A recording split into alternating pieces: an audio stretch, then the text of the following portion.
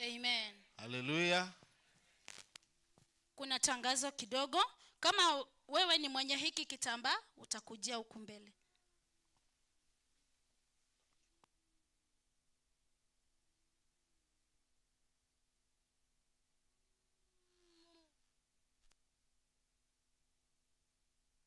Mungu ni mwema siku zote. Watu mmeboeka. Mungu ni mwema siku zote. Wakati huu nachukua nafasi hii kumkaribisha Madam Helen kwa tangazo moja, ndipo tuendelee. Wapendwa, hamjambo tena. Mungu ni mwema na siku zote. Yeye ni mwema na ni mwaminifu katika maisha yetu. Niko na tangazo kidogo tu ya afya. Ni kwamba tuliwaambia madaktari wako pale juu, lakini wengi wetu hatujaenda pale. Naomba ya kwamba muende mfanywe kipimo tu. Na ninataka kuambia ya kwamba tuko na madaktari pale mpaka clinical officers wako pale. Wakipata uko na shida, watakuandikia dawa ama watakufanyia referral uweze kuenda hospitali. Hata tuko na nurses huko wale wanashughulikia figo, chinyigo na wale gali rogoro. Yenye menileta hapa ni kwamba nimeambiwa vile tumeendelea kuwapima, watu wengi wako na pressure iko juu, lakini hawachui. Na wakiambiwa ya kwamba inaonekana iko juu, wanasema ya kwamba walienda mahali wakaambiwa iko juu, lakini wanasikia mwili wako sawa. Ninasimama hapa kuambia ya kwamba pressure ikionekana iko juu mara ya kwanza na mara ya pili, hiyo ni mbaya. Hypertension is a silent killer. Inaua pole pole, wakati inakuja kufika mahali, ukikuja hospitali tutapata ya kwamba figo zako zimeharibika na roho yako imefika mahali haiwezi kufanya kazi vizuri. Ile condition inaitwa CCF, congestive cardiac failure, itakuwa imefika huko. Na mnajua kidney siku hizi vile zinaharibika na watu wengi sana wako dialysis. So naomba ya kwamba ukiambiwa hypertension inaonekana, yani damu yako inapiga juu, hebu kubali uende hospitali uonekane. Hapa KTRH kuna kliniki ya hypertension. Ukienda pale inakuwa on Tuesdays. Utaambiwa siku unakuja unaonekana. Maana inaharibu kitu inaitwa vital organs. Vital organs ni your heart na your kidneys. Ikikaa kwa muda kidogo, kidneys zako hazitakuwa sawa na your heart haitakuwa iko sawa. Na tena mnajua hypertension ni sister to diabetes. Ikiwa kwa muda kidogo ita-attract diabetes na itaingia ndani. Ndio sababu nimesimama hapa kuambia ya kwamba msifikirie ni mchezo. Ukiambiwa iko juu kidogo, usicheze. Hebu daktari akuandikie dawa sababu wako pale. Na kisha kuandikia, na hata akikwambia enda hospitali, enda hospitali. Wengine nimeambiwa wanasema ya kwamba wanameza dawa ya kienyeji. Najua ya kwamba hypertension ikiwa kwa mwili dawa ya kienyeji haiwezi kusaidia. Haiwezi kukusaidia, itaendelea kuharibu figo yako, itaendelea kuharibu na your heart more, alafu pia your liver itaingia ndani. Hiyo ndio sababu nimesimama hapa kuambia ya kwamba msifanyie msaha sana. Madaktari wako huko na ni free, hakuna pesa unalipa. Wewe pimwa tu, kipatikana huko, hospitali iko hapo utaenda kushughulikiwa. Hata hospitali pia sio expensive. Yule daktari wa macho hajakuwa from Wednesday, lakini leo anakuja na nimeona watu wengi wakiniuliza, ukipata nafasi utakuja pale. Anakuja ameniambia ako karibu kufika. Wacha Mungu awasaidie mnapofanya huo uchaguzi. Ni uchaguzi unajua. I'm giving information, it's you to decide. You make an informed consent. Wacha Mungu awasaidie sana. Asante.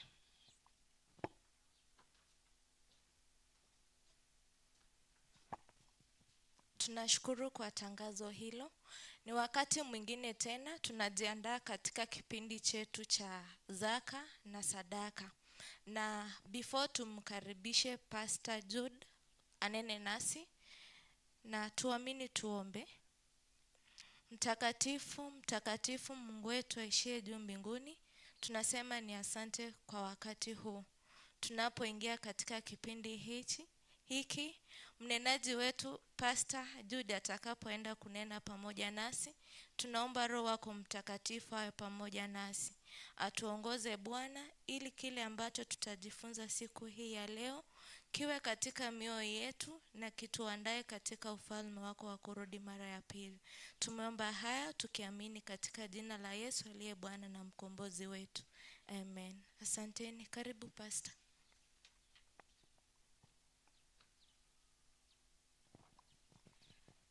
Wana na binti za mfalme na wasalimu, hamjambo? Hamjambo tena?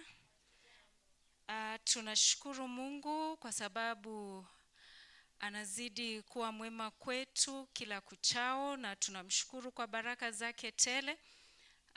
Nimesimama hapa kwa ajili ya kipindi cha kutoa zaka na sadaka na matoleo mengine. Na kwa sababu hiyo nitasoma tu fungu moja litakalo tuandaa. Tunajua kwamba tunatoa kwa sababu tumefanya nini? Halo? Tunatoa kwa sababu tumefanya nini? Tumebarikiwa. Na tunapotoa tusisahau hivyo kwamba yale ambayo tunarudisha kwake Mungu ni yale ametubariki nayo, and it is an act of God himself.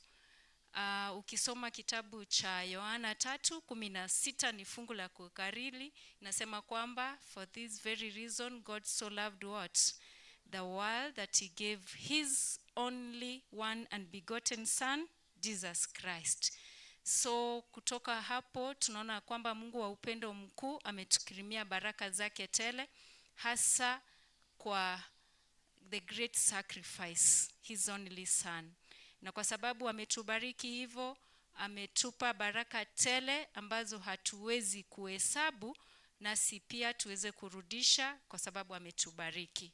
Na naomba kwamba our deacons and deaconesses to stand as they wait upon us. Then I will pray as they start collecting the tithes and offerings and other offerings. Let's pray. Sijui kama mmesimama.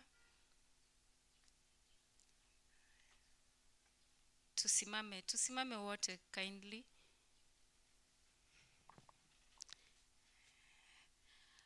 Our kind and loving Master in heaven, Lord, we want to thank you immensely for the great sacrifice of your one and only Son, Jesus Christ, on the cross of Calvary.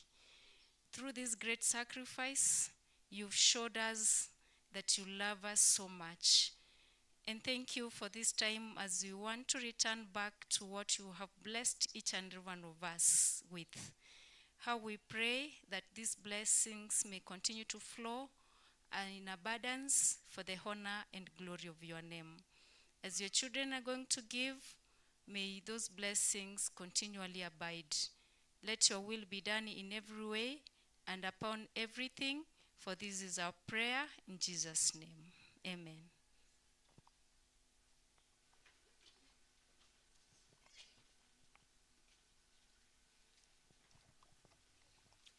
Wakiendelea kukusanya, tutafungua nyimbo zetu namba 9, Mbaji Mfalme.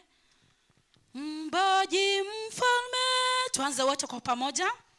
Mbaji Mfalme, vitu vyote vyako ni kwa ukarimu wako ninabarikiwa, ni kwa ukarimu wako ninabarikiwa.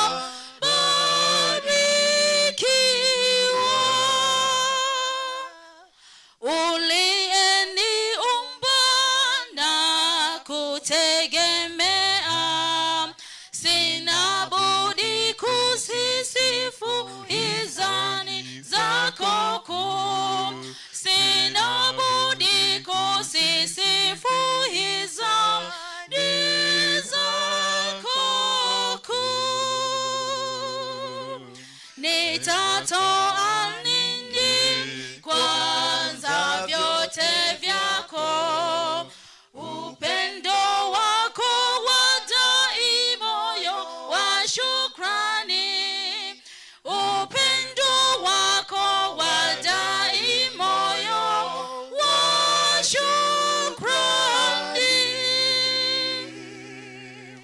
Nipewe neema, niwe na uwezo wa kuishi kwako Bwana siku zangu zako, wa kuishi kwako Bwana siku zangu zako.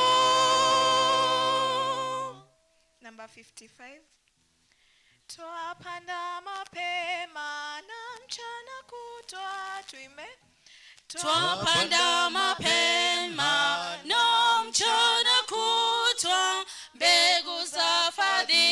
asubuhi hata jioni. Twangojea sasa siku za kuvuna, tutashangilia wenye mavuno, wenye mavuno, wenye mavuno. Tutashangilia wenye mavuno, wenye mavuno, wenye mavuno. Tutashangilia wenye mavuno. Twapanda mwangani na kwenye kivuli, tusishindwe na baridi na pepo. Punde itakwisha kazi yetu hapa, tutashangilia wenye mavuno, wenye mavuno, wenye mavuno. Tutashangilia wenye mavuno, wenye mavuno, wenye mavuno. Tutashangilia wenye mavuno.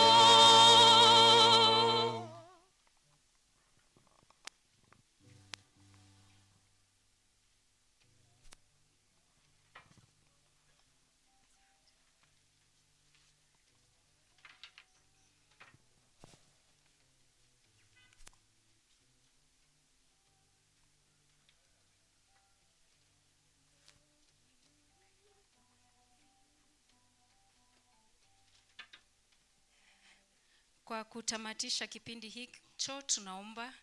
Tunakushukuru wewe Mwenyezi Mungu kwa sababu ya baraka tele. Hatuchoki kukushukuru kwa mambo yote na mambo makuu ambayo unazidi kututendea. Jina lako litukuzwe, na zaidi ya yote tunapozidi kuendelea na makambi haya na programu itakayofuata, uzidi kuwa pamoja nasi, utuongoze kupitia kwa Roho Mtakatifu. Mtumie mnenaji kulingana na mapenzi yako, ni katika jina la Yesu tumeomba na kuamini. Amen. Iteres youths kama mpo, mkimbie kwa haraka. Tupe moto, namba ni 80. Tupe moto, tuanze kwa pamoja. Tupe moto wa uhai uliowaka zamani, uliowaongoza juu wazee watakatifu. Wapi roho iliyokaa moyoni mwa Ibrahimu, kadhalika ndugu Paulo aliwezeshwa na moto. Neema yako haina nguvu siku hizi sawa, kama wakati wa Musa, Ayubu na wa Elia. Zamani za kale Bwana, kumbuka na kwa rehema Jogoo youth. siuishe roho zetu Kwa Roho Mtakatifu. Jogoo youth, mkimbie kwa haraka.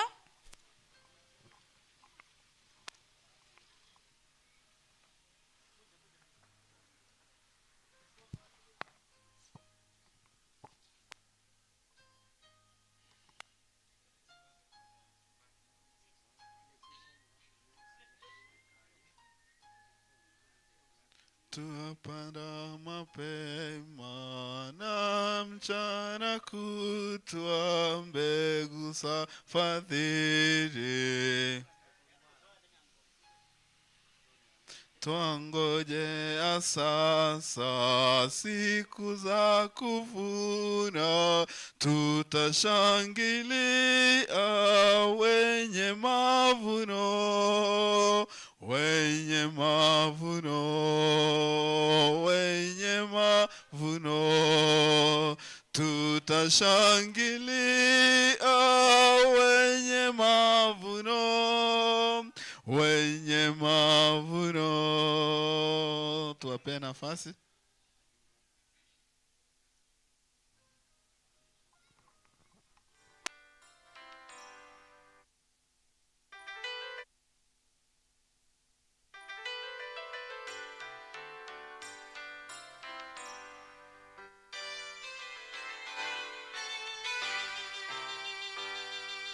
Chibembe chonsi chitere, koba komoboria, koba komoboria, boya wanya saeroti, bobuibo bobuibo boya, bobuibo boya, bobuibo boya.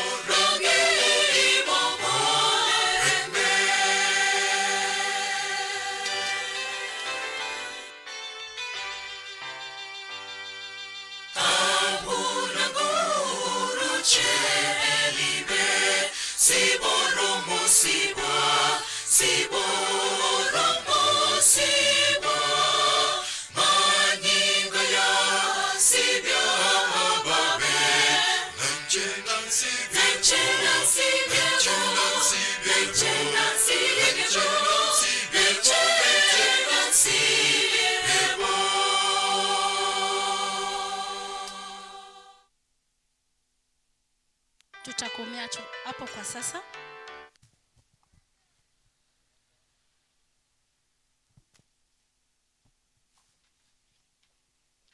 Wapenzi na wasalimu, hamjambo? Hatujambo mpaka huko juu, hamjambo? Hamuitiki hamjambo? Sitaacha kuwasalimia mpaka muitike. Hamjambo? Tunajambo, Yesu yuaja. Hamjambo tena? Tunajambo, Yesu yuaja. Mbarikiwe sana. Tusimame kwa ule wimbo namba 100. Tusimame wote. Kolista.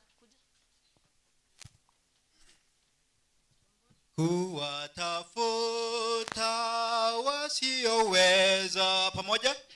Kuwatafuta wasioweza, kuomba wamreje Yesu, kuwaambia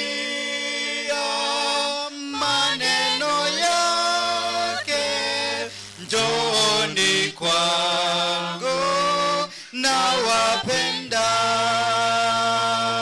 nitakwenda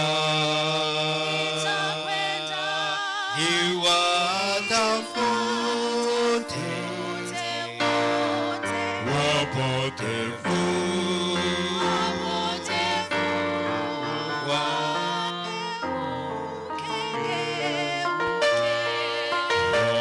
waingie katika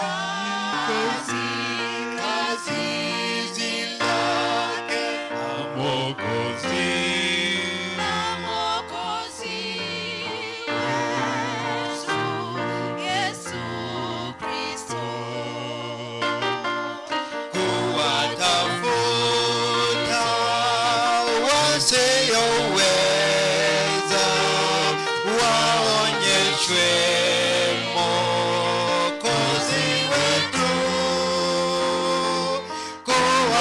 kuwaongoza wapate wote uzima ule wa milele.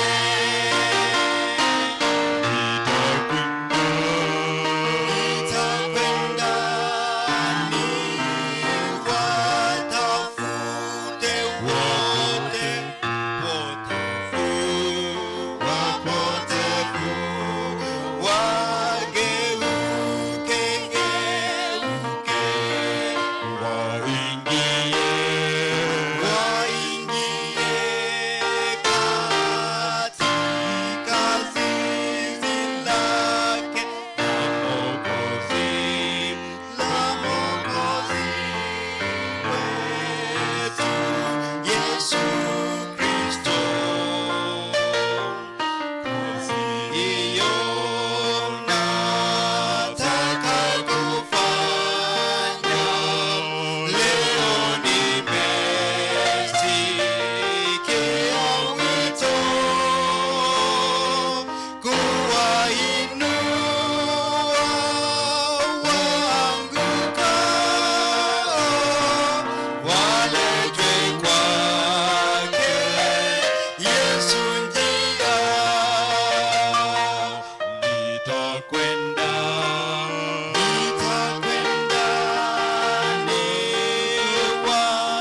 niwatafute wote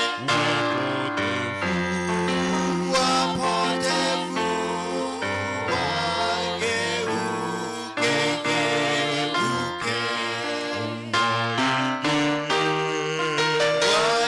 waingie katika zizi lake la Mwokozi wetu Yesu Kristo.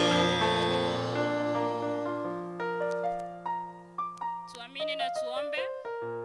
Mungu wetu ni mjana tena ingine, tumeshukuru twaja mbele zako na shukurani mingi. Baba, twaomba uweze kutusamehe dhambi zetu, tuongoze katika siku ya leo. Yale yote mnenaji atakayoleta miongoni mwetu ama mbele yetu, twajikabidhi mikononi mwako, na mnenaji twamkabidhi mikononi mwako pia. Mungu wetu, twaomba umuongoze, yale yote atakayonena yatoke kwako, na pia tusimuone yeye bali tukuone wewe, na nguvu zako ziweze kumiminika kati yetu, na pia Mungu wetu aweze kunena sawa sawa na mapenzi yako. Tumeomba tukiamini umetusikia, ni katika jina safi la Yesu tumeomba na kuamini. Wakati huu ni wangapi pamoja na mimi tunamkaribisha pasta wetu ili aendelee na huduma?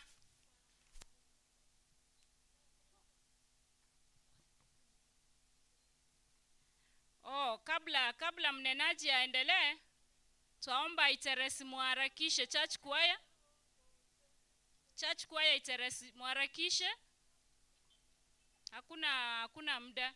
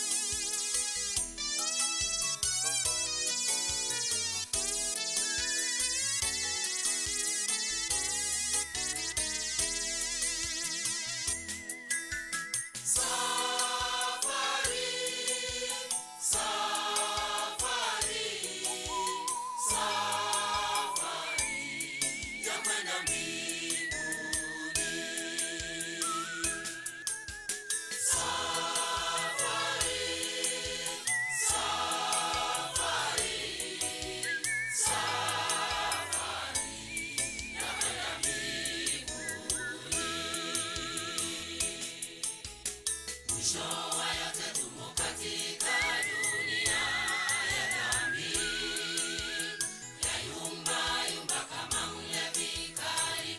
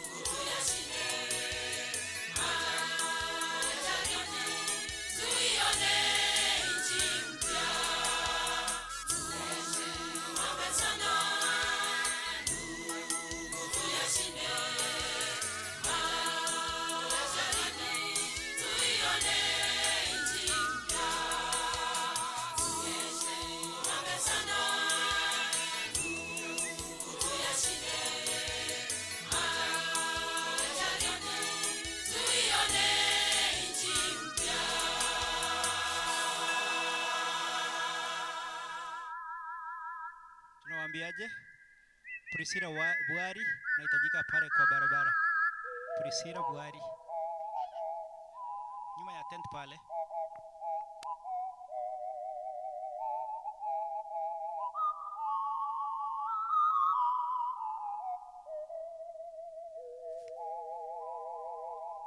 Sasa tena ni wakati mwingine mzuri, tunamkaribisha pasta wetu ili aweze kunena nasi.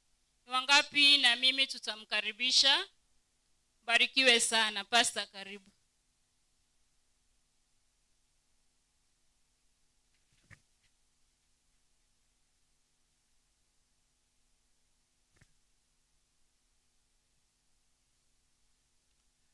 Habari za mchana watu wa Mungu.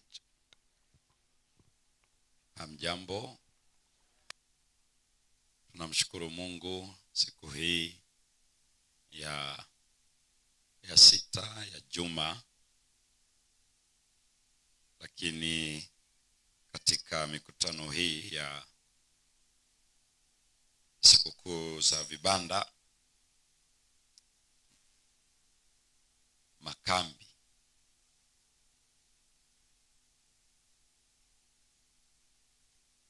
waimbaji wamemsifu Bwana na hawa waliomaliza pia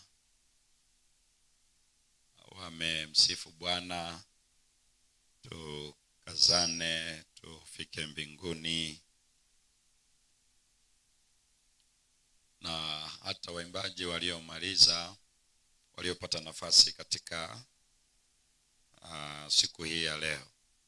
Lakini tumesikiliza neno katika vipindi mbalimbali kuanzia kile cha maombi, na tumezungumza na Mungu wetu kwa njia ya sala. Hizi zilikuwa ni fursa kwa ajili ya Mwokozi wetu kutuokoa, na hivyo jina la Mungu wetu litukuzwe. Mchana huu wa leo tuna neno linalosema safari ya Mkristo.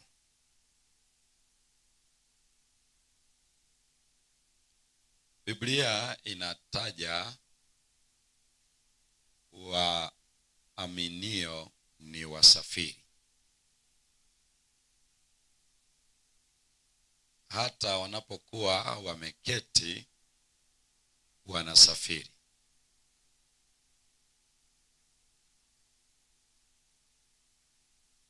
Yakobo alipoulizwa na Farao, miaka yako ni mingapi?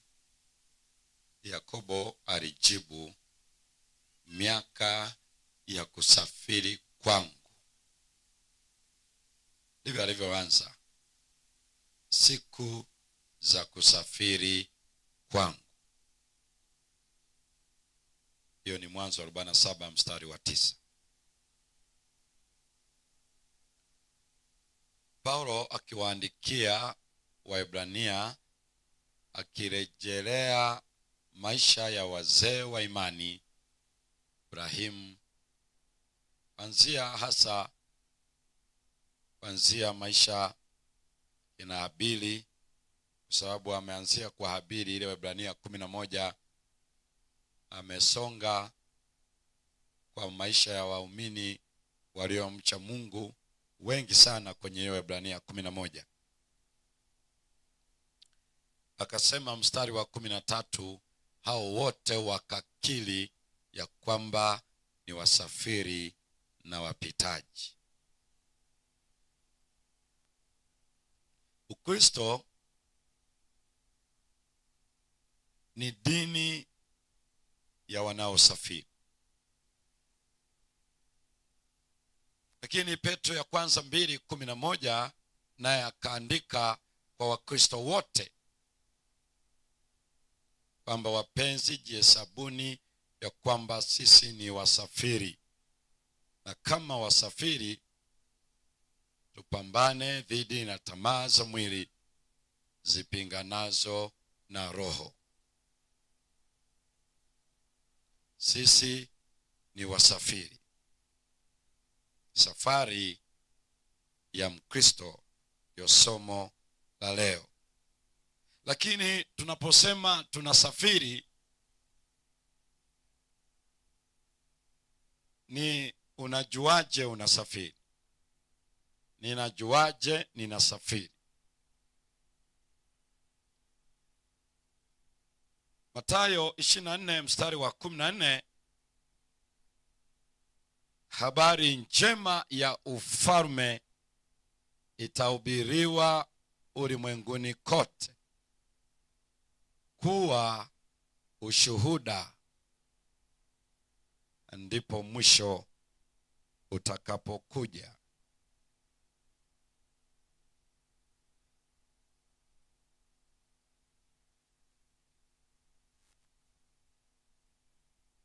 Yeyote anayeshiriki habari njema ndiye anayesafiri.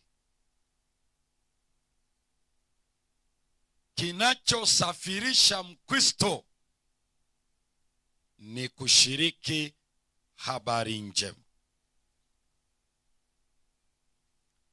Isaya aliandika, ni mizuri kama nini miguu yao wapelekao ama wahubirio habari njema, atangazaye katika Sayuni habari ya Mungu aletaye amani. Hiyo ni Isaya 52 mstari wa 7. Ni mizuri kama nini miguu yao wasafirio. Wanaosafiri miguu yao inabeba habari njema. Na hilo ndilo neno ambalo Paulo alipokuwa anawaandikia Warumi alinukuu, akasema ni mizuri kama nini miguu yao wapelekao habari njema. Tena kwenye Isaya amesema juu ya milima, katika mabonde tambarare, popote wana habari njema. Kwa hiyo Paulo ndiye akanukuu pia hiyo Isaya anapoandikia Warumi, naye akaweka jambo hilo katika Warumi 10 na mstari wa 15. Alikuwa anajadili akisema, maana kila atakayelitia jina la Bwana ataokolewa. Na ni neno aliyoandika nabii Isaya, lakini pia ni neno aliandika nabii Yoeli.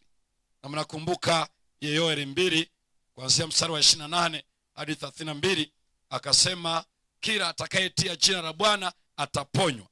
Halafu Paulo anaiweka, anasema atakayelitia jina la Bwana ataokolewa. Sasa ndipo anaanza, wamwiteje yeye wasiyemsikia, wasiyemwamini. Wamwaminije yeye wasiyemsikia? Wamsikieje wasipohubiriwa? Wahubirije wasipopelekwa? Ndipo akamalizia mstari wa 15, ni mizuri kama nini miguu yao.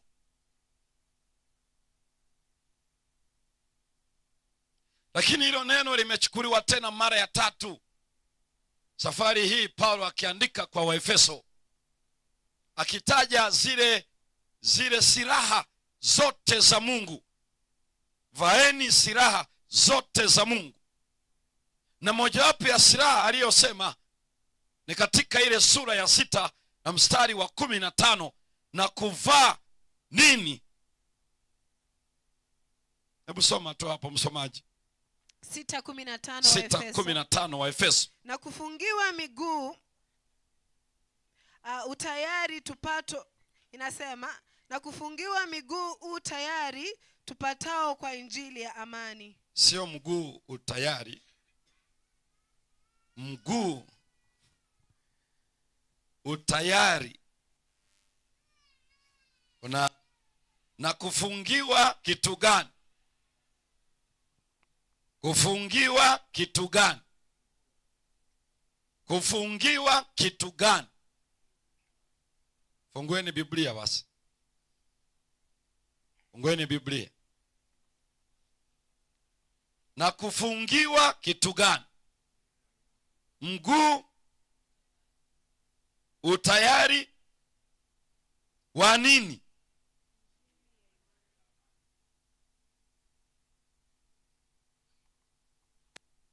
Ni mara ya tatu hilo neno linaandikwa. Miguu inabeba kitu gani? Inabeba kitu gani? Injili ya nini? Ya amani. Ndio maana Yesu anaitwa mfalme wa amani, na ndiye aliyesema roho ya Bwana yu juu yangu kuleta amani, kutangaza.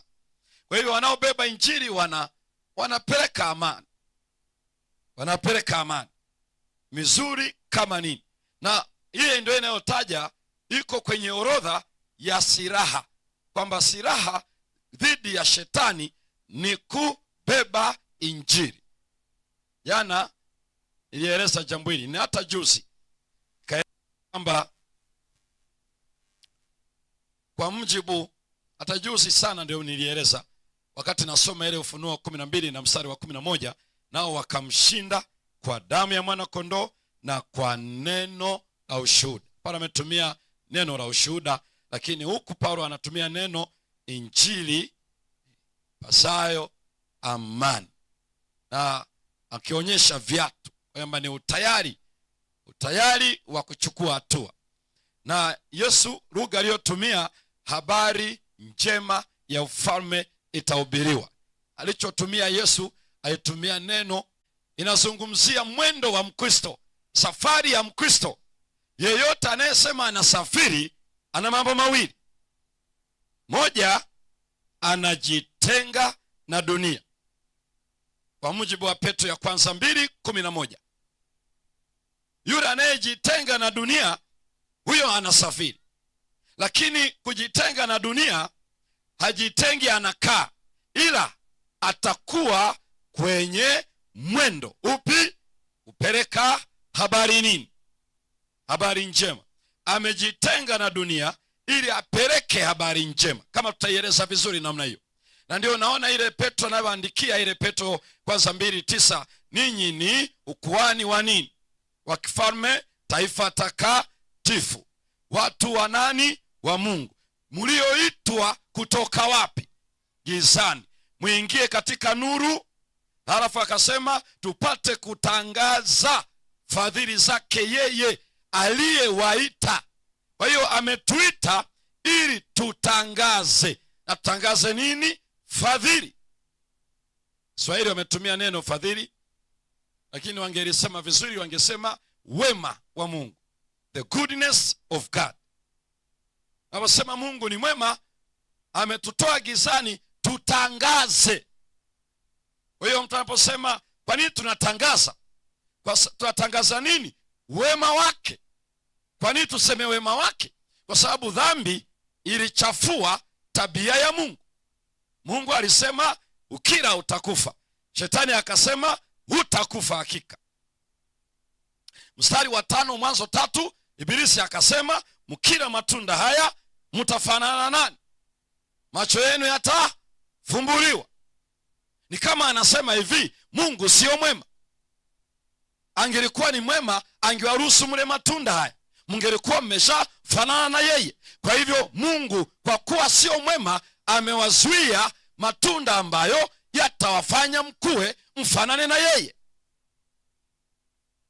Sikiliza watu wa Mungu, ni hizo hatua mbili pekee zilizoleta dhambi. Ndio mlango ambao Ibilisi ulipitia, ambao tunasoma kwenye ile Warumi 5:12, kwa maana kwa mtu mmoja dhambi iliingia ulimwenguni, na kwa dhambi hiyo mauti, na hivyo mauti ikawafikia wote, kwa kuwa wote wametenda dhambi. Na iliingiaje dhambi? Ibilisi alimuingeji Hawa kuhusu alichosema Mungu, neno, na akamwambia hivi, Mungu alichosema ni uongo, hakuna kifo. Yule mwanamke alipoelewa, akampeleka stage ya pili, akamwambia kwa sababu yeye ni mwovu, amewazuia matunda. haya matunda ndiyo yanayofanya muwe na afya nzuri, muwe na akili njema, mkijua mema na mabaya. Kwa hivyo usikubali mambo ya Mungu. Mungu ni mwongo, 1. 2, Mungu ni mwovu, si mwema. Hakuna dhambi yoyote wewe na mimi tutaitenda mpaka kwanza shetani atupitishe kwa hizi stages mbili. 1, udharau imeandikwa. Ndio maana Yesu alijibu, mtu haishi kwa mkate ila alichosema nani? Mungu. Ndugu zangu, tunapofikia kudharau imeandikwa. Na juzi ile tuliona Waisraeli, nilikuwa kwenye kipindi kile cha uongozi kwenye ile Hesabu 11. Mungu amewapa ile mana, ile mikate, corn from heaven, angels food. Ndivyo wao wakasidisperse, wakasema our hearts, our spirits are fed up with this. Na wakasema hivi, hii chakula ni ovyo kabisa, weak diet. Halafu Zaburi 78 inasema that was heavenly food, the angels food. Malaika walitumwa walete ile mana, halafu wao na despise, wanasema hii sio chakula. Friends, the death in our churches today is because we have thrown away this manna. This is a serious food called from heaven for us to be live and active as Christians. Lakini kwa nini we are not? Kwa sababu we have replaced this corn of heaven with television programs that are not even enriching us. Ndio maana kama tunasoma Biblia, tunasoma vitabu vya neno la Bwana, ingekuwa akili zetu zina afya sana. Lakini nani anajali neno la Bwana? Kwa nini tusife kanisani? Why not? Why not? Na ndio maana mtu anasoma Biblia dakika 2 eti amesinzia. Ukiweka hapo habari za movie, macho yanakodoa mpaka usiku wa manane. Why? Maana yake ni kwamba the word of God, this is not a food, it's not a food we need. Tunahitaji hizo. Mtu anaweza amke usiku wa manane awochi huo mpira, lakini sio aamke asome neno. Why not? Mioyo yetu imedharau neno, ambao ndio chakula kilichoshuka kutoka juu. Na mambo mengi ambayo Biblia inatueleza, tuna exercise our knowledge above the word of God. Mungu akisema ya kwamba usile hiki, halafu unasema lakini kizuri. Mungu akisema usifungiwe nila na siamini, unasema lakini ni mwema mno, ananipendeza. So we try to be wiser than God. This seems to be a cake, something which is outdated. Kwa hiyo ukileta vitu vya duniani tunachangamka mno, vitu vya mbinguni hatuwezi kuchangamka. Kwa hiyo ndio kitu cha kwanza anaposema leta zaka kamili, it is written. Ibilisi anasema don't be full, just part of it, not in completion. Usiwe mjinga, ni si kweli. Unaweza ukapeleka tu sehemu lakini usiwe full. Hakuna dhambi nitafanya, hakuna dhambi utafanya mpaka kwanza udharau imeandikwa. Hajawahi badilisha agenda na anafanya hivyo mpaka leo. Halafu ndipo anaingia gia ya pili, God is not good. Unajua tunazungumza leo God is good all the time. God is good all the time. Lakini tunaizungumza hivyo tu. Ibilisi alishasema Mungu sio mwema, ndio maana amewazuia. Prohibitions of God is because he is not good. Kwa hiyo achana na hiyo prohibition yake, achana nayo. Hayo makatazo ya Mungu achana nayo. Kwa hiyo anakuambia usilete. Kwa nini?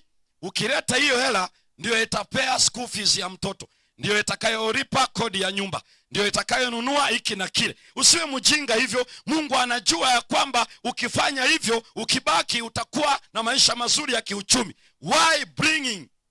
Why? Kwa hiyo ndio unaona mtu sasa hawezi toa zaka kwa uaminifu, kwa sababu ibilisi amemwambia Mungu wako sio mwema. Hii unayotoa hii itasustain uchumi wa familia yako. Hakunaga dhambi yoyote tunafanya mpaka kwanza tuongoze ku crash it is written. Step ya pili, God is not good. Ndio maana anasema fanya hivi. Hata hakuna mtu atafornicate mpaka kwanza ampitisha hatua ya kwanza. Ya kwanza ni hivi, amesema usizini. Anasema usiwe mjinga. Si kweli. Na Biblia inasema azinie na mwanamke amebaki na akili ngapi? Amebaki na akili mbili. Ni fungu lipi hilo? Ninyi Biblia inasema hana akili kabisa. Halafu wao wananiambia zimebaki mbili. Ya kuvuka barabara ili asigongwe na kuvaa nguo.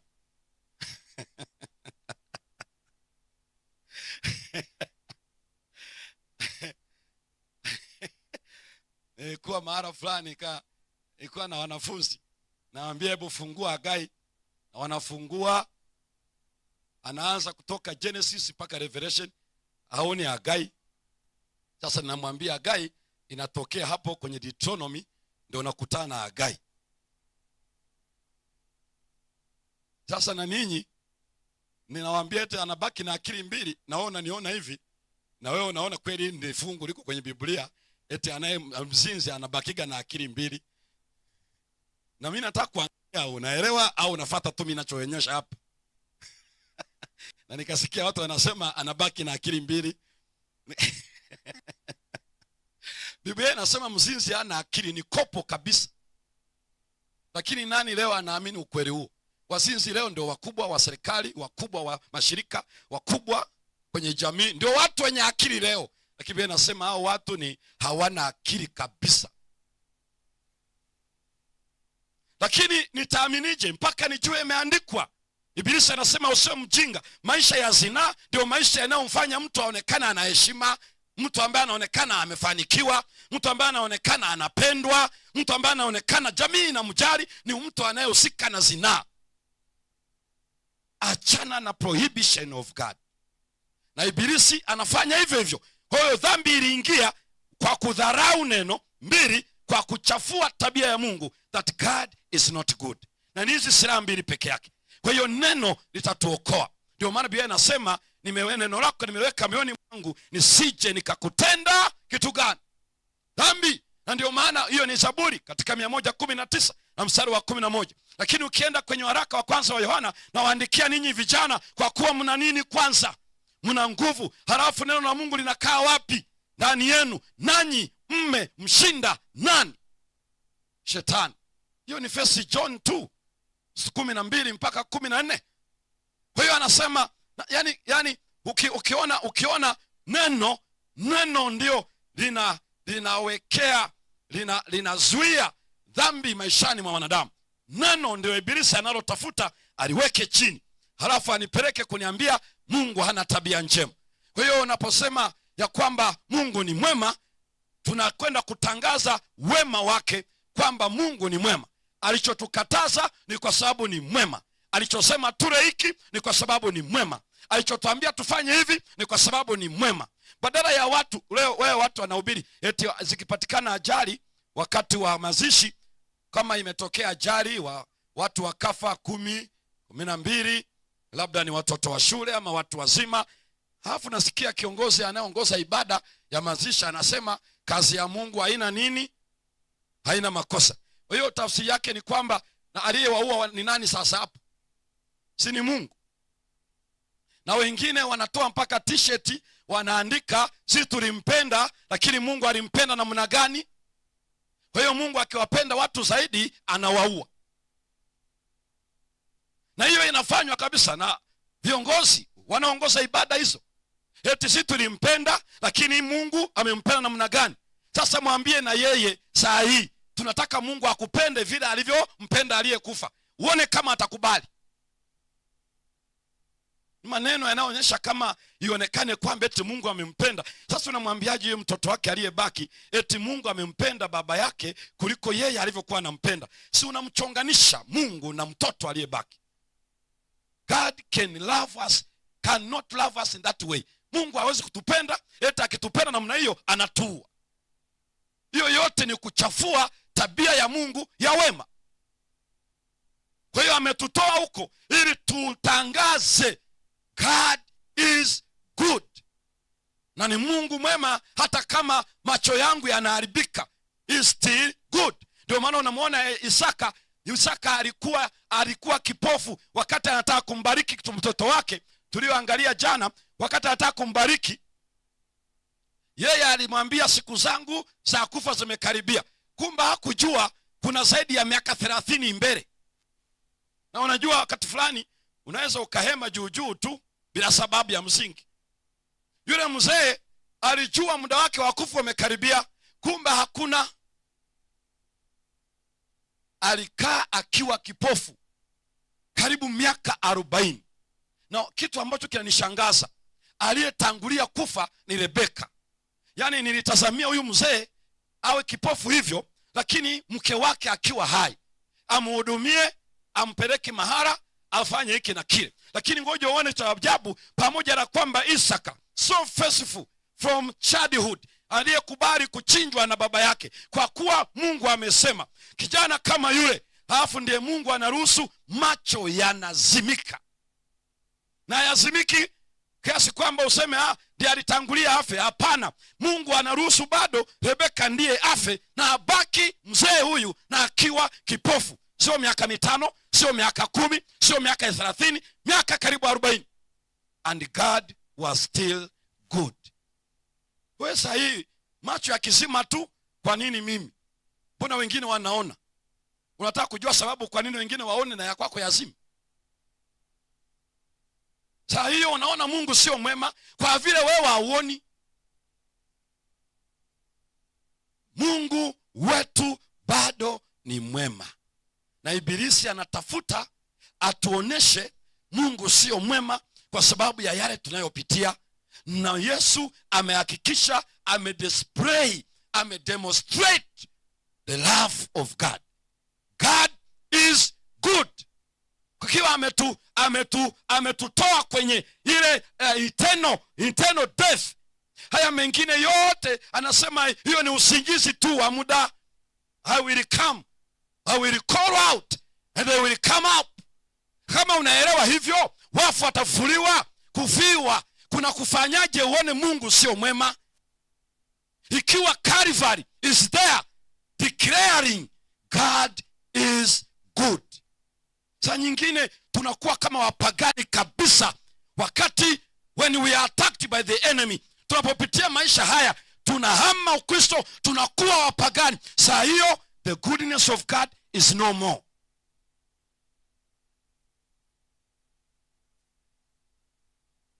Tutangaze fadhili zake yeye aliyetuita. The gospel is good news.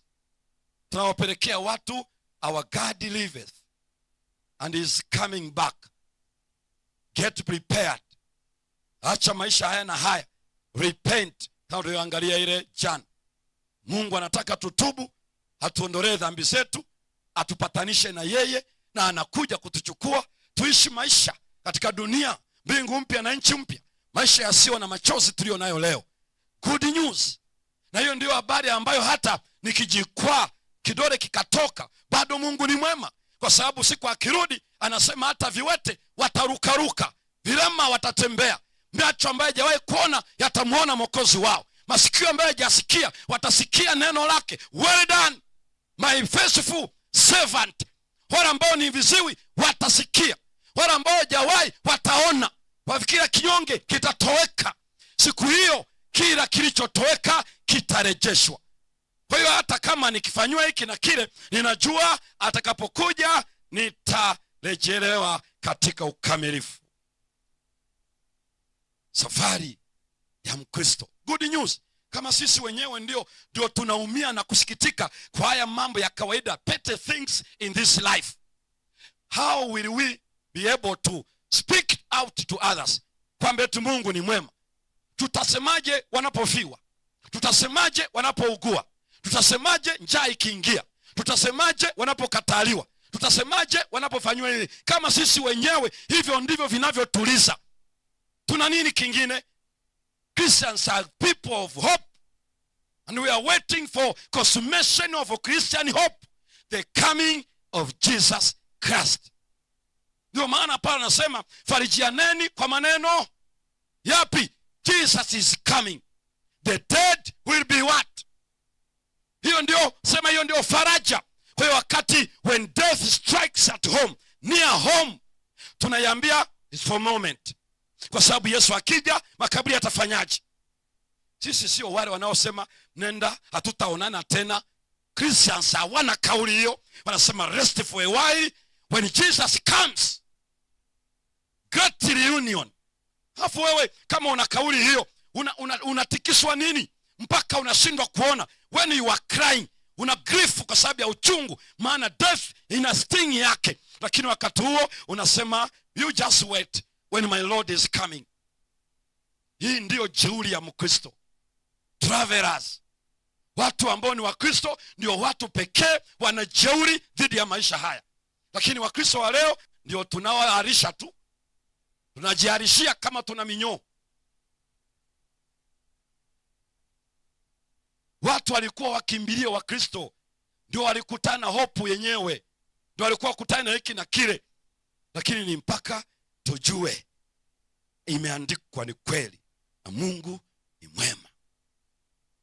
Kwa hiyo ni mizuri kama nini miguu yao wapelekao habari njema. Kwa hiyo Yesu anasema ile keruso, preaching of the good news, anasema it will be a witness. Ile neno witness inaitwa martyrion. It's a Greek word. Martyrion ina senses mbili. One, legal and historical senses. Sikiliza vizuri. Ya pili ni moral or ethical sense. Kwa nini nasema ni legal? Linahusika na judiciary word. Martyrion linamaanisha ya kwamba ni sheria. Ukisikia hata hapa mahakamani wanasema leta shahidi. Shahidi katika sheria za nchi, umeona, umesikia. Are we together? Yeah.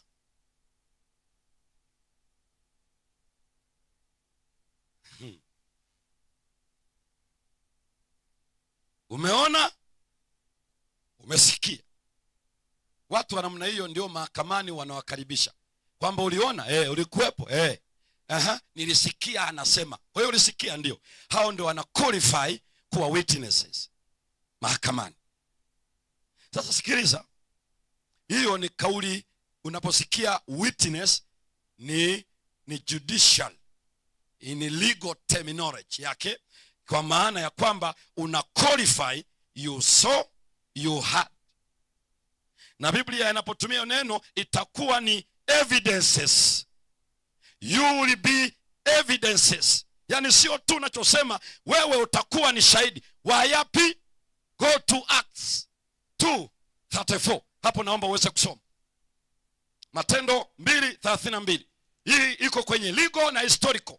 Historical kwa maana ya kwamba you were there when the event took place. You were there. Now it is history, but you were there. That's why witness martyrion ni legal and historical senses. Soma hapo Acts 2:32. Inasema Yesu huyo Mungu alimfufua. Na sisi sote tu mashahidi wake. Sisi ni mashahidi. Martyrion. Nasikiza vizuri. Sisi ni mashahidi. Wanafunzi, Petro anaeleza sisi ni mashahidi. Yesu alifufuka. Unaposema good news, you must be a witness that Jesus resurrected. Na sio hii ya kufikiri ni nadhani, the grave is empty. Are you sure? Yes, I'm sure. Na ndio maana ile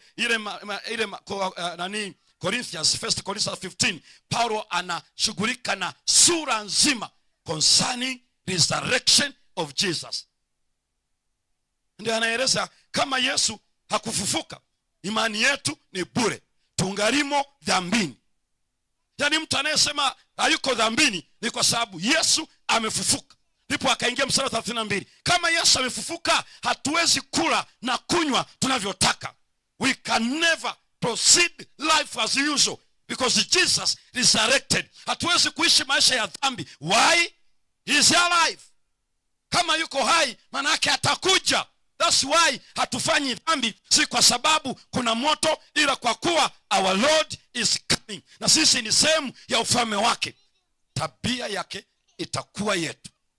Lakini kama Yesu hajafufuka, tule tunywe, maana kesho tutakufa.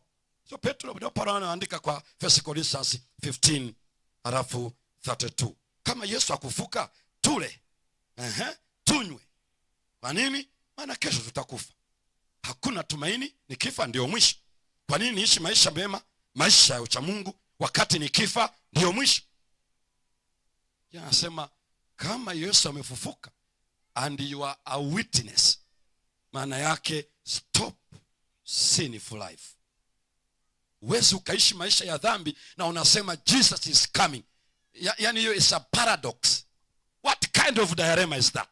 Yani unasema Yesu anakuja and then you are living a sinful life. Nini? Yesu anakuja na maisha ya dhambi yanaendelea. We are witnesses. Jesus resurrected. Ndio maana ile theme ya resurrection of Jesus ni very broad, very strong, very bold in the New Testament. Kiona mtu anaishi maisha ya dhambi alafu anaimba neema, amesahau kaburi liko wazi. Yesu alifufuka. Kama Yesu alifufuka, maana yake maisha ya dhambi peleka pembeni, tupa huko, maana Yesu alifufuka.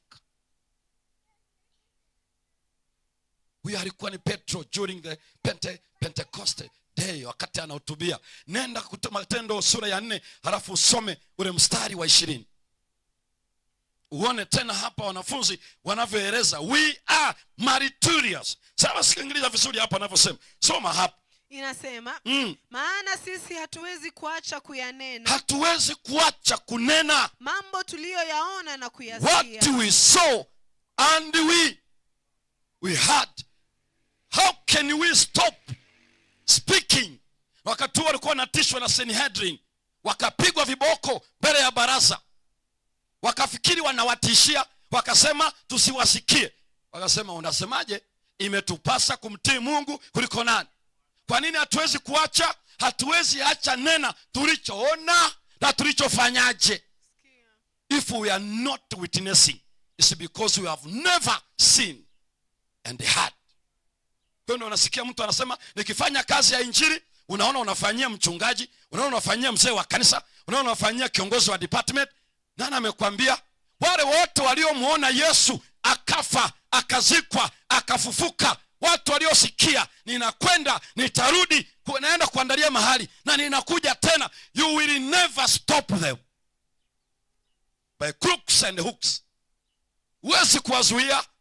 Hata kama ni mme anasema eti huyu hawezi kwenda kanisani. Hapa Mara hapa ambako ndio kwetu natokea, mama mmoja aliyekuwa akienda kila siku kushuhudia, akienda ibada, akirudi mzee anampiga piga kabisa. Yule mama ikifika kila Sabato anaenda, akirudi anapigwa. Siku moja mzee yule akasema, mama, leo ukienda itakuwa ndio hatua yako ya mwisho. Na alimaanisha, maana alikuwa anamfahamu. Kwa hiyo akanoa sime yake vizuri. Mama yule akaandaa chakula cha asubuhi, alafu akamwaga, kaenda kanisani. Baada ya ibada akamwambia mashemasi wawili, ninaenda nyumbani, lakini kama Mungu hatafanya chochote leo, yaweza kuwa mwisho wa kuishi kwangu. Alifahamu mume wake akisema anamaanisha. Wale wakina mama wakamwambia usiende, akamwambia nitaenda. Amwambia acha kwenda, asema nitaenda. Kwa nini unaenda? Akasema ikiwa ushuhuda wangu utahitaji damu, nitaenda. Alienda nyumbani baada ya ibada. Mji umejengwa boma hivi, alafu kuna geti ya miti. Alipoenda na akafika kwenye nyumba, hapo nje mume wake ameketi na anasime, two-edged sword. Na kuna watu wananoaga sime, unafikiri ni wembe. Yule mama alifika akamsalimia hatua kama mbili hivi. Yule mzee hakuitikia, alafu akasimama akachukua ile simu yake akasema, mama, nilikuambia leo ndio mara yako ya mwisho, jeuri yako ndio mwisho leo. Yule mama akasimama ameganda, lakini akawa anaongea.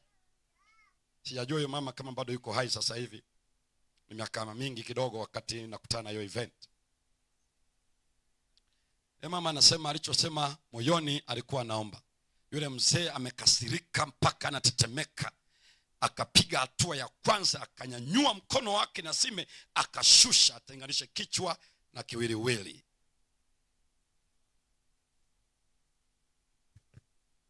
Wakati ile sime ikiwa juu, ilikatikia hewani. Yule mzee akaona hii ni aibu kubwa, akaona mpini hapo wa jembe, akachukua mpini. Yesu akaruhusu ukapiga mguu, ukavunja mguu. And that was the last.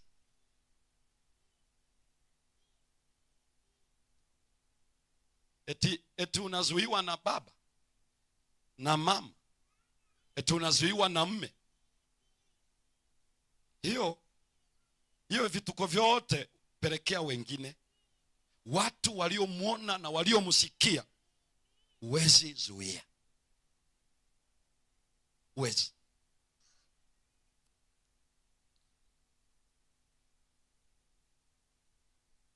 Wakati nampokea Yesu mwaka 93, saa hii baba yangu ni rafiki, lakini we became enemies. Na mimi natokea kwenye polygamous family. Tuko watoto zaidi ya wake 5 4. Na hapo mama alishaondoka, ninaanza kutembea. Tukawa maadui wakubwa. Kwa hiyo ikifika saa ya kwenda kuchunga ng'ombe siku ya Sabato, ninakuwa assigned mimi. Mwanzo nikawa nachunga, ninapeleka, alafu tukiwa huko machungani huko ninafanya collaboration na mojawapo ya familia wanachunga, mimi naenda kanisani. Baada ya muda akanotice, akaniambia ng'ombe wangu hawachungwe na mtu mwingine. Nikafikia hatua sasa, wale ndugu zangu pale nyumbani ambao sio Waadventista, na waomba waende kuchunga, mimi nitachunga zamu zao. Akaenda akawagomesha. Nikajua this is a spiritual battle. Kwa nini kwa wa miji mingine sawa amekataa, sasa na hawa wa nyumbani amewakataza. Kwa hiyo nikajua kinachotafutwa hapo ni imani yangu. Wakati huo mama hayupo, kwa sababu aliondoka na naanza kutambaa. Kwa hiyo niko chini wa kina mama wengine, na unajua ni wakina mama wachache wanaweza kulea watoto wa mama mwingine. Na sasa kwa sababu hiyo nafanyaje? Asubuhi ya Sabato akata amesema lazima uchunge ng'ombe wako zizini, yuko kwa mji mwingine wa mama mwingine, na hapa nipo wananiandalia chakula nile ili niende machungani nitoe ng'ombe zizini. Mimi nikanawa miguu yangu, nikachukua Biblia, nikachukua kotari, nikachukua kitabu cha wimbo, kavaa, nikaaga naenda kanisani. Wakaniuliza na ng'ombe? Nikasema safari hii watachunga zizini. Nilijibu hivyo hivyo. I don't know if I was okay. You judge. Nikaondoka nikaenda kanisani, ng'ombe wako zizini. Baba anatoka kule anakuja, anakuta ng'ombe saa 7 wako zizini. Alitukana matusi yote paka na ya mama yangu, ingawa alishaachana miaka mingi. Pale ndipo it was point of departure. Kwa miaka 6 unasoma sekondari, unajitafutia ada, unajitafutia nguo, unatafutia sabuni, tafuta mafuta ili uweze kusomea kwenye taa ili achemuli. Kwa hiyo ikiwa weekend kama sio siku za kuchunga, Jumapili ninaenda ziwani, ninalala usiku kucha, natafuta samaki, nilete mboga nyumbani, nipate na hela ya sabuni. That was my life. Paka nafikia kuja kuoa, ng'ombe wadogo zangu na kaka zangu ng'ombe wanatolewa zizini, mimi nikabidi tafuta za kwako, na Mungu akafungua njia, nikapata ng'ombe wangu na nikaoa. Cha hii mimi na yeye ni rafiki sana. Ni rafiki yangu sana baba yangu sahihi, lakini nilipita huko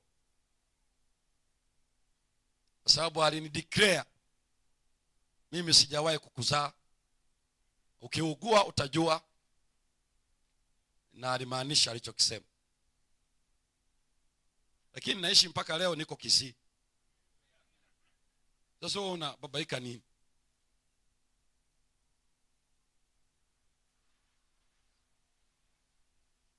Huwezi kuzuia haya. Go to Acts 22 and verse 15. Hatuwezi kuacha kunena tunachosikia na tunachoona. Kama tunakatishwa tamaa leo, halafu unaacha kupeleka habari njema, unaacha kuwa shahidi kisheria na kihistoria. Lazima ujue Jesus is historic. Aliishi kwenye hii dunia, alikufa, akazikwa, akafuka, na kupitia neno lake we are sure of that. Hii sio story ya kutungwa, ni ya kweli. Sasa nazuiwaje? Tendo 22 mstari wa 15 inasema kwa maana utakuwa shahidi wake. Hiyo ni Paulo anaeleza siku ile Yesu alivyomwambia wewe, akamtuma Anania, anamwambia Sauli, utakuwa nani? Shahidi wake kwa watu wote. Kwa watu wangapi? Wote. Wa mambo hayo ulioyaona na kusikia. Ndio maana ni martyrion. Wale wanaopeleka injili wasipeleke kama hawana hakika Yesu alikufa, akazikwa, akafuka. If you are not sure, don't be tempted, kwa sababu the reaction will be so bitter. Unless you are sure Jesus is resurrected, then we'll continue sharing the good news, kwa sababu una uhakika. Huwezi tishwa, umemwona na umemsikia, huwezi rudishwa nyuma. Mama mmoja naye huko nyumbani, mume wake ikifika siku za ibada anaficha nguo zake. Ulikuwa na migomba mahara, yule mama anachukua majani ya migomba, anashona, anaenda nayo kanisani. You know,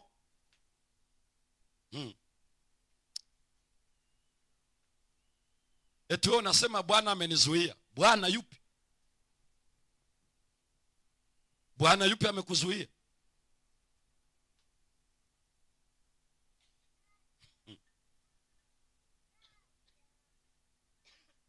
Paulo aliambiwa ulichoona, na anarudia story hii mwenyewe, anaelezea, siwezi acha, maana niliona siku ile on the way to Damascus, I saw and I heard him speaking, na nikakubali. Leo kwa Agrippa, kwa Festus, sijui kwa wapi, siwezi rejea. Na ndio maana anaandika katika safari yake ya mwisho ya missionary mwaka 62, akiwa on the way back to Jerusalem, anaita wazee wa kanisa, halafu anawahusia wa Efeso.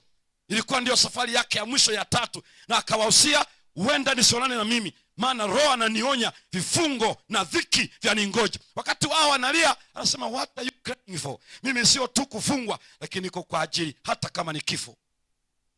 Soma Matendo sura ya 20, akazungumza maneno haya mstari wa 24. Paulo alielewa alivyoitwa. Matendo sura ya 9, sura ya 20 mstari ule wa 24. Lakini siyahesabu maisha yangu kuwa kitu cha thamani kwangu, usipokuwa kama kumaliza mwendo wangu na huduma ile niliyopokea kwa Bwana Yesu. Ile huduma niliyopokea kwa Bwana Yesu, kuishuhudia habari njema ya to be a maritus. Leo natumia pale maritus kuja kueleza kushuhudia habari nini? Njema ya neema ya Mungu. Ya neema ya Mungu. Sihesabu maisha yangu kuwa kitu, isipokuwa ni finish my race. Christian journey is the gospel ministry.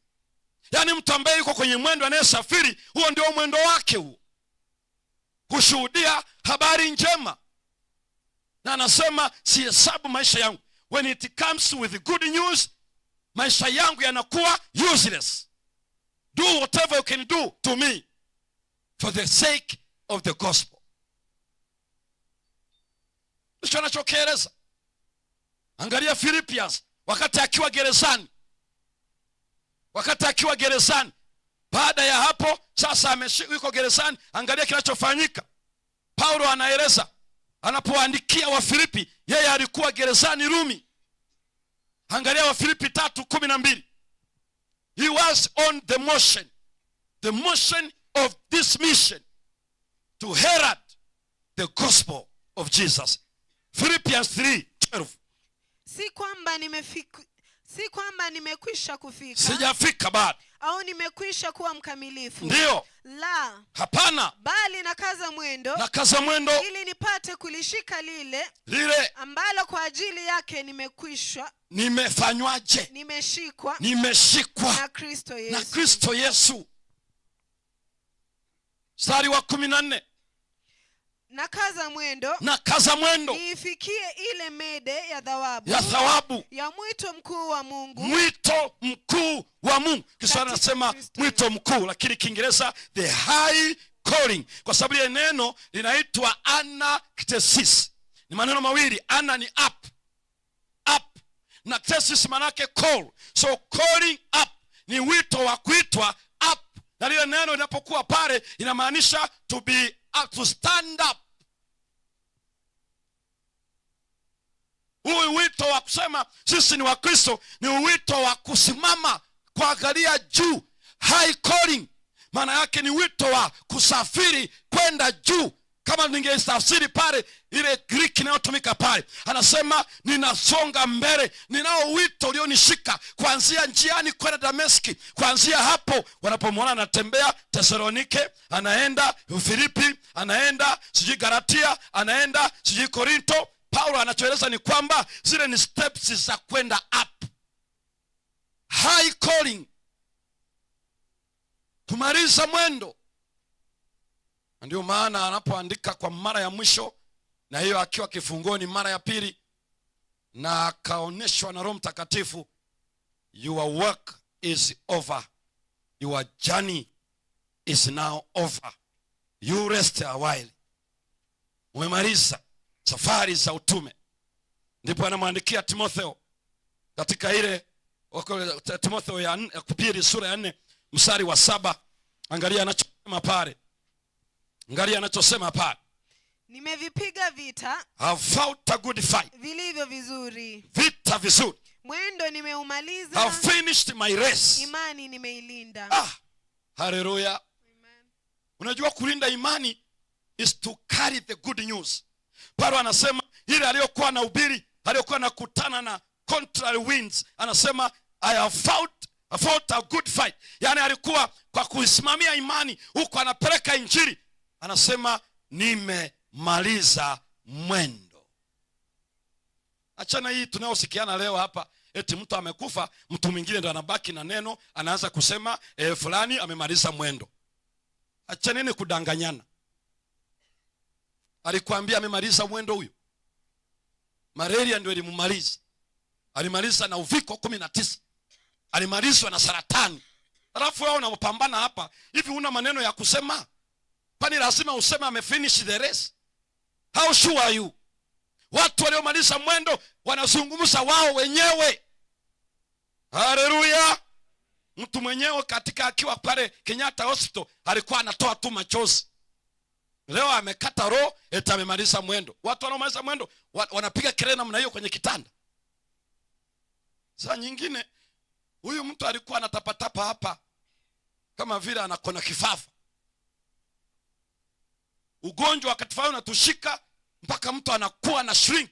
Unajua Ukristo ndio ulio na jeuri juu ya kifo. Ndio maana kama wewe umelazwa ni Mkristo, wale manasi wale, doctors wale, wanapopita kuangalia hali yako, wanaona hali yako ni ngumu ya ugonjwa, lakini wakiangalia uso wako, wakisikiza maneno yako, full of hope. Lakini leo Wakristo hata tunapokwenda hospitalini, madaktari nao wanatuona ni wenyewe. Mpaka saa nyingine wanakuuliza, wanasema kama wewe ndo anamuuguza, anamuuliza, hebu njoo hapa nani Obedi, kuja.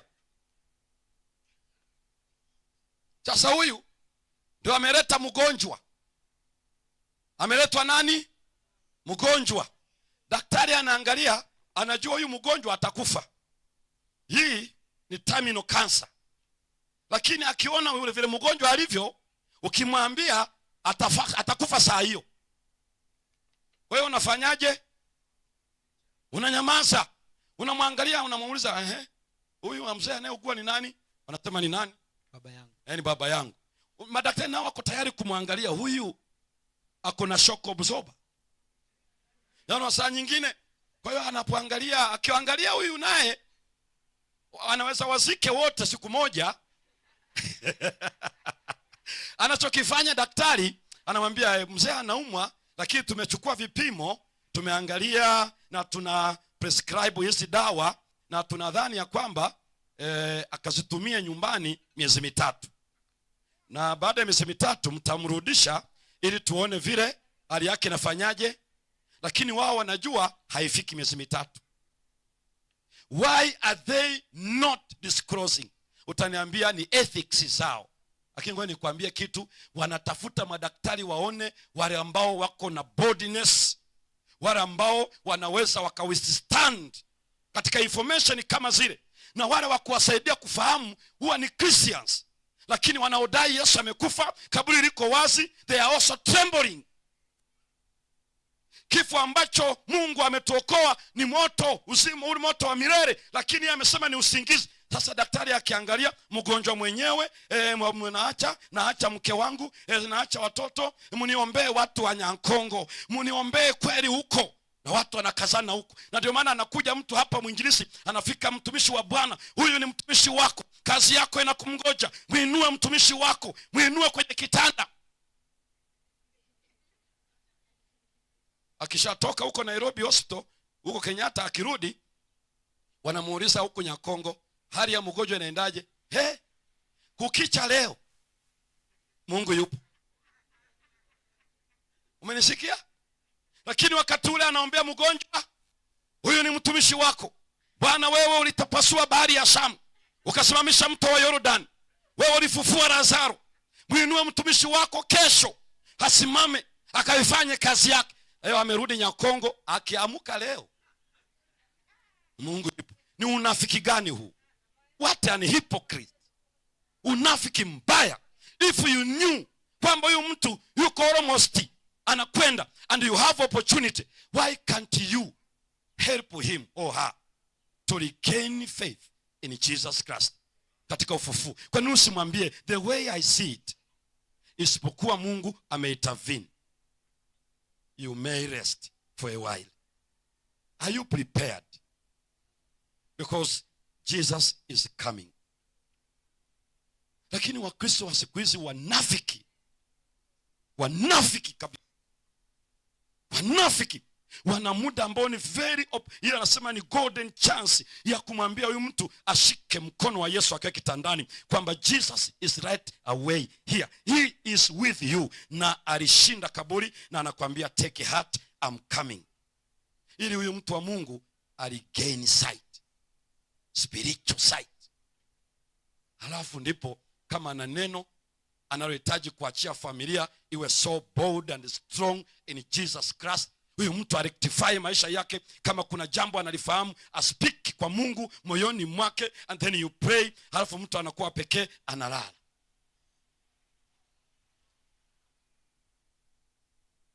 Nikiwa mchungaji kula Arusha, wakati huo nilikuwa nafundisha University of Arusha, nikaitwa na chaplain mmoja ambaye ni mshiriki wake. Nilipoitwa, pasa huyu ananiita, yule mzee ni miongoni mwa top 3 waliopokea injili ya kanisa Adventista Sabato Meru region in Arusha. Kwa hiyo ni mzee na binti yake ndio Adventista. Watu vijana wake wengine sio Adventista. Yeye na mke wake na yule binti yake. Kwa hiyo akampigia pastor simu, wanahitaji huduma ya kupakwa mafuta. Hali ya mzee sio swali. Na yule pastor alikuwa hajawahi fanya hiyo ministry. Akaja akanikuta ofisini, nilikuwa nimebaki peke yangu ofisini mchana, nimetoka tu darasani kufundisha. Akaniambia kuna hiki na kile. Tukaenda tukanunua mafuta ya mzeituni, kaendesha gari paka pale, tukakuta nyumbani ni kama vile tayari kuna msiba. Kwa hiyo tukaanza kuelezea mke wake na familia yote ile huduma mliotuitia maana yake ni nini.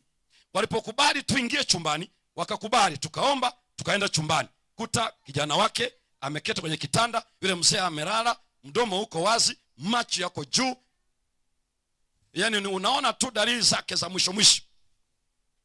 Lakini nilipofika pale, usije ukasahau, sikio huwa linasikia hata kama mdomo hausemi. Na nishakutana na wagonjwa namna hiyo ambao walikuwa hospitalini, madaktari wanasema na nesi anasema tusimwekee drip. Wangesema tumwekee, sema ni kazi bure. Huyo anakwenda. Kuna mshiriki mwenzetu aliyekuwa anahudumia, alikuwa ndio macho ya kanisa kwenye hospitali. Akawaambia hizi dawa zimetolewa na kanisa, wekeni. Nasema ni kazi bure. Akasema wekeni. Asema sasa tuwezi kuhangaika. Akasema nitapigia simu mkurugenzi wa hospitali. Waliposikia manesi ndio wakatafuta mshipa wakaweka. Kumbe yule mgonjwa anasikia everything. Hawezi kupepesa macho, hawezi kufumba mdomo, ni kama vile yuko dakika za mwisho. Halafu Mungu akaingilia kati, akawa revived. Na bado akamsaidia, akaanza kuwa anakuja kanisani. Hakuwa Mwadventista, alikuwa ametokea Uganda. Alipata na kijana wa Tanzania, wakakokotana, halafu akaja akamtelekeza. Yule dada ameendelea na maisha, mwisho anakuja kuugua, hawezi rudi nyumbani. Yuko hospitalini, kanisa linakuta wale ambao nani ana take care. Kwa hiyo ndio akawa na nguvu, mwisho akawa ameinuka. Na unajua alibatizwa na bado alipata vitabu, kanisa likampa na baadhi ya mambo, akiwa na afya njema. Tukamwambia nenda nyumbani kwao apokepo Adventista. Sijui maana hakuwa na simu by then, lakini ninaamini Mungu amemsaidia. Kwa hiyo nilikuwa ninajua anasikia. Kwa hiyo nikashika mkono, nikamwambia mzee, najua huwezi jibu, lakini naomba utanigusa tu kwa kidole, hata kama ni kwa mbali nitajua. Mimi nitauliza ndio ama hapana, na wewe utanijibu. Kwa hiyo nika explain ile ministry manake ni nini, submission to the Holy Spirit, na kwamba wewe uko tayari kwa sababu ya Yesu aliyekufia. Anaweza kukuinua, anaweza kuruhusu upumzike. Are you willing to conduct this kind of service? Akanibonyeza. Nikaanza kuzungumza naye. Baada ya kueleza, nikapita naye, namuuliza, ananibonyeza. Ninazungumza, ninamuuliza, anabonyeza. Mwisho nikauliza, je, una neno lolote ambalo unahitaji urectify kwa familia yako kabla hujalala? Maana nilimuuliza, are you ready to sleep right now if it's God's will? Akasema yes. Nikamuuliza, je, una neno kwa familia? Asema ndio. Akanibonyeza. Basi nikafanya ile huduma, nikaomba. Nikamwambia Mungu, katika yote haya anaomba umpatie opportunity kana neno kwa familia. Basi nikapomaliza nikaomba, tukaondoka. Baada ya masaa 3 akawa revived. Akaketi, akaita familia, akadisclose alichotaka familia ielewe. Kisha akawatoa wengine wote familia yake, akabaki yule binti. Alimwambia wewe baki. Akamwambia sasa alichomwambia, akamwambia alichoongea naye. Kisha akasema nilaze. Akalala. Akamwambia nifunge macho, niweke mikono hivi na miguu, nifunike shuka na blanketi. Akamwambia be strong in the Lord. Ilikuwa ndio kauli yake ya mwisho. Akalala kama shujaa. Hapo watu wanatapatapa. Wewe kama ni saa ya kufa unaanza kusema ukiniamsha nitakujengea kanisa. Ulikuwa wapi? Unaleta hongole, ulikuwa wapi wewe yayu? Eti unataka kumuonga, eti ukinitoa hospitalini nitakujengea kanisa. Do it while you are still alive. Usisubiri. Sick bed is not a good place for us to repent. Saa nyingine msisimuko tu. Kwa hiyo ndio maana anaeleza, nimepiga vita vilivyo nini?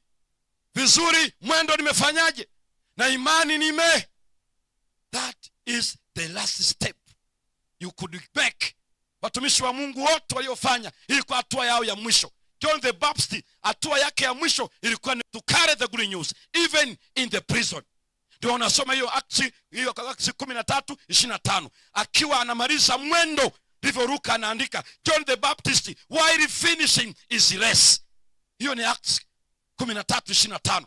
Na hata Yesu mwenyewe anaandika, na utoa uhai wangu, ambia Baba, nimemaliza mwendo, ile kazi uliyonipa nimeimaliza. Siku ile aliyokamatwa kwenye Yohana 17 mstari wa 4 na wa 6, nimemaliza kazi uliyonituma, now I'm ready to face the challenge. Yesu alimaliza kazi kabla hajaenda Kalvari. Make sure you finish your work before you sleep. Usisubiri ukiwa kitandani ndio nasema hizi hera takuwa napana kazi, takuwa na support injili, takuwa nafanya hiki. Do it while you are still alive. Usingoje. Kama ni kuimba, imba, bado sauti iko. Kama ni kufanya hivi, kuombea wagonjwa, do it. Kama ni kwa ajili ya kutegemeza wahitaji, wapatie mahitaji yao. Do whatever it is within your reach before death strikes your heart. Cha hiyo utakuwa na ushujaa wa kuambia. Namalizia. Asante Obed. Niliugua COVID-19 mwaka jana, 14 days nikiwa nyumbani, na ili nikuta hiyo COVID nikiwa na majuma 6 consecutively. Nilikuwa na Women Congress kwenye jimbo la kwetu, kwenye hiyo feed ya kwetu, lakini nikaenda kwenye youth ambayo ni conference nyingine ambayo ilikuwa sio mimi, alikuwa ni union treasurer, lakini akapata ugeni akabidi anitume mimi. Kwa hiyo nikaenda kuwa guest speaker kwenye hiyo ya vijana ambayo iko Morogoro. Na Marisa ninaenda camp meeting Dar es Salaam. Nikatoka nikaenda Mwanza camp meeting Nyamanoro. Ninatoka ninarudi, kumbe mwili wangu umeshakuwa dhaifu, na nimerudi nikakutwa na COVID. Nikaenda kupimwa kwa mara ya kwanza, nakutana na x-ray maishani mwangu. Wakaniambia pafu moja is already attacked. Kwa hiyo nimerudi, wanaipa dawa. Kumbe ile protocol iliyonipatia kuna mistake ambayo waliifanya, sio intentional, yani intentional mistake walioifanya ile protocol. Kwa hivyo ugonjwa unasonga mbele. Ikafikia hatua kuamka unabidi uende kama dakika nyingi, maana kila stage you hold a bit ili kuruhusu mapafu kupata hewa na kupata nguvu ya kusimama. Kwa hiyo ikawa hivyo. Alafu nashangaa ndani ya kipindi hicho nikasikia kwenye banda la kuku wanalia. Sasa mwanamke naye, mimi ni mgonjwa vile, alafu ananiuliza hicho ni nini? Na tuko wote usiku nyumbani kitandani tumelala. Ni kama ananiambia you are supposed to know what is taking place outside and inside. Na mimi nikajua anachoniambia ni kwamba you need to know. Lakini saa hiyo ninaumwa sana. Nikajua sawa, message sent. Nikajikaza nikakaa kwenye kitanda, nikagain tena nguvu, nikaenda kwenye dirisha, nikatoa pazia, nafungua, naona kijana mmoja amebebea kuku wangu kama ana matikiti maji. Saa hiyo hakuna kitu naweza fanya, lakini nilitamuka tu kwa sauti, nitaka ajue ya kwamba ni mwizi. Kwa nikamwambia wewe ni mwizi. Hicho tu ndio niliweza kufanya. Lakini ninachotaka kusema ni hivi, ilifikia pointi chumbani siwezi kukaa, inabidi nikae sebuleni, weka mattress hapo, nalala hapo mpaka saa 8 usiku. Nikipata nguvu naenda, lakini nilikuwa ikiwa hapo nikaona kabisa I'm almost going. Sasa nikamuita mke wangu, nikamweleza, nikamwambia mimi nimehubiri sio tu Yesu alikufa akafuka, lakini nimehudumu mazishi ya Wakristo. Na nilikuwa nawaambia atakuja na wafu watafufuka. Kwa nikamwambia ikiwa Mungu ataruhusu ninaenda. Ila nilimaanisha kusema Yesu atakuja. Bakini na maisha niliyoishi na wewe, na utasimulia watoto watakapokuja. Waambie ninasubiri sauti ya parapanda. Akiniruhusu kuishi sawa, asiponiruhusu nina amani kabisa. Nikiwa waaminifu nanyi tutaonana. Ila msisahau ambacho tuliishi hapa nyumbani na tulichokuwa tunajifunza hapa nyumbani na neno la Mungu aliyekuwa nasi katika maisha yetu yote. Lakini leo niko Kisii.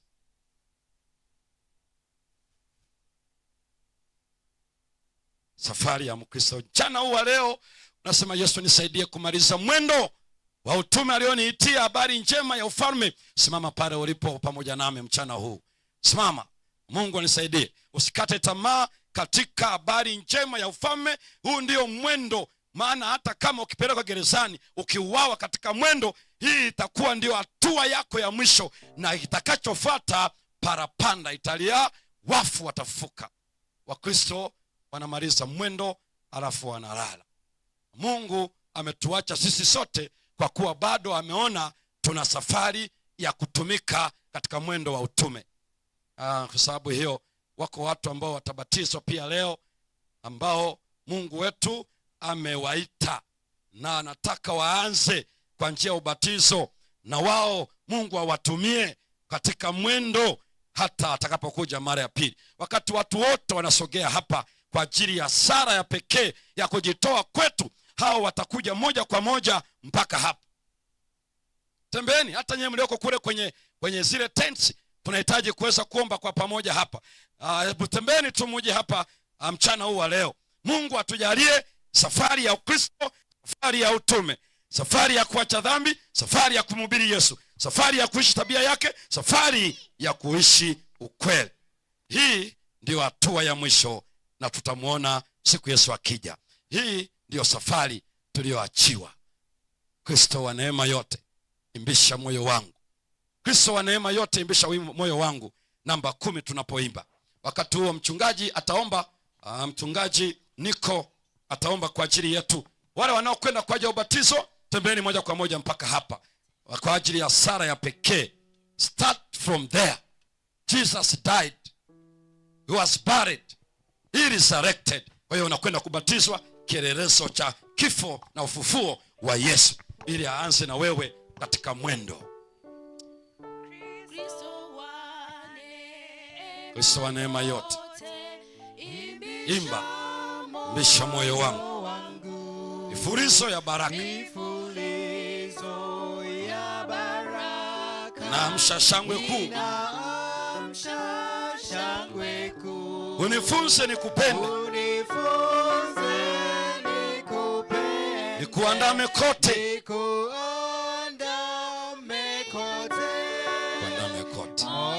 moyo wangu ukajae anatumaini. Tembeni. Mshukuru sana Bwana, anaiwezesha.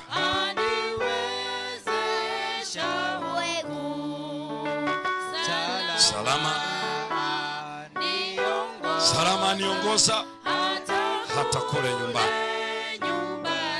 Yesu alinitafuta,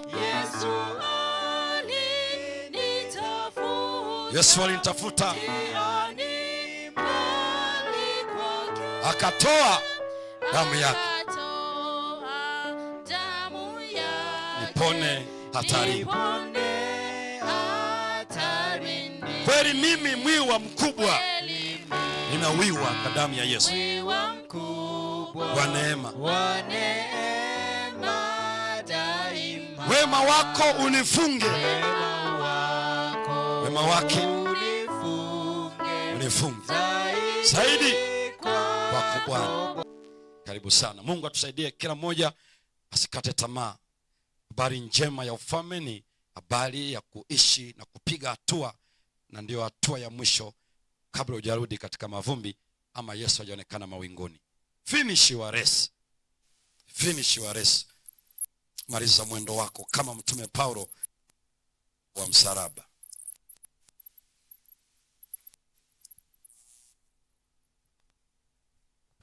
Kuna wale wenzetu ambao tumekuwa tukitayarishwa kule kanisani mwetu kwa ajili ya ubatizo.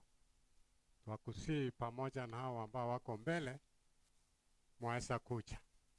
Walivonsia babere bakwariga ni wasekere kanisa na warai babo asengeje ubatizo mchungo goja bosia atabo gosaba komo.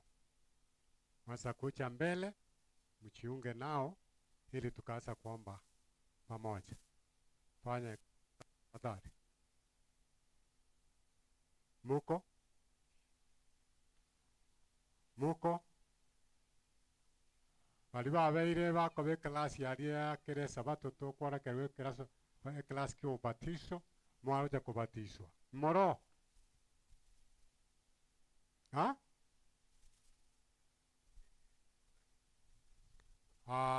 ikiwa unajua mtu nyumbani ambaye amekuwa akifundishwa mafundisho kule every Sabbath, tafadhali umwambie kesho naye ahudhurie tangu asubuhi ili wafanywe wapewe maelekezo jinsi ya kwenda kubatizwa. Baba wetu, tunakushukuru kwa kusema pamoja nasi kupitiana na neno lako. Tumechiona hali yetu ya Kikristo na tumechiona ya kwamba sisi ni wasafiri, lakini tumeona pale ambao safari na mwendo ukiwa tuna matatizo na changamoto katika maisha haya ya tuni na ya siku chache, tunaanza kukata kauli na hata tumaini. Tuomba Baba wa mbinguni mwenye rehema, maana umetukumbusha, umetuamusha, umetuambia tukaweza kuamuka ili tuchape mwendo wa safari. Baba, utusamee. Tunaomba utupe usujaa na nguvu za kulinda imani yetu, tukase mwendo, na tukiendelea hivyo Bwana, tutakuwa tukiwa involved in the Great Commission. Tutakuwa tukitangaza habari njema kwa kule kwetu nyumbani, kazini, biashara yetu, shuleni, kokote kule, na tutaka hata kupelekwa kwa makambi, kwa makrusedi. Baba, utupe huo moyo. Ikiwa kuna wengine ambao tukitumwa katika safari hii ya kutembea na neno lako, tunafika na tunakuwa na visababu, Bwana, tunaomba tusamee, tusiwe na sababu yoyote ile. Wakati mwingine tunatiswa sisi watoto na wazazi, na kwamba tusiende hata kwa mikutano ya vijana, tusiende hata Kambli, hata Youth Congress, hata Pathfinder Congress. Mungu, tunaomba utupe usujaa na utusaidie kuelewana wazazi wetu, maana kule tunaenda kufundishwa zaidi. Ikiwa sisi na wamama ambao wakati mwingine tunatishwa kule nyumbani na wazee, na tunawekewa vikwazo, tufanye wenye usujaa wa imani vile tunavyosoma katika Waibrania 11. Tusiwe tunapigana, lakini tuwe tunatenda matendo mazuri kwa wale wapishani wetu, ili Bwana utachingilia na utafanya miujiza. Asante kwa neno lako. Tunaomba likae ndani ya mioyoni mwetu kwa wingi kwa kila mmoja wetu. Kuna hawa ambao wamesikia wito, ambao wanataka nayo wapate upatizo wa toba kwenye maji mengi, wasamishwe ndani ya maji mengi, na wamejitoa bila kuona haya. Na kuna wengine miongoni mwetu, asante kwa sababu Roho wako ataendelea kuwazungumzia. Na kuna wengine ambao wangekuwa hapa sasa, lakini wamekosa leo kwa sababu ile na ile. Wote tunawaombea mkononi mwako, kwamba wanapojiandaa jioni ya leo na usiku kufikia kesho, na wale ambao watatenda kazi hiyo, Mungu na utubariki pamoja. Asante kwa kila jambo. Sasa wazee wa kanisa na viongozi watapokwenda kutuachilia, tuomba neema yako tukienda kutayarisha. Fanya mapenzi yaliyo yako, maana tumeomba kupitia jina safi, na kila mtu aseme amen. You may be seated ili tusikie wa kanisa wana.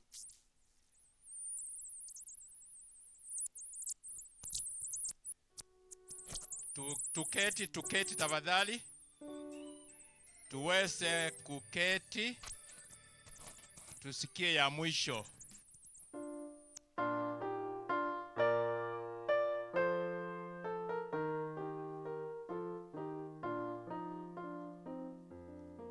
Tuweze kuketi mahali ulikuwa, tuketi.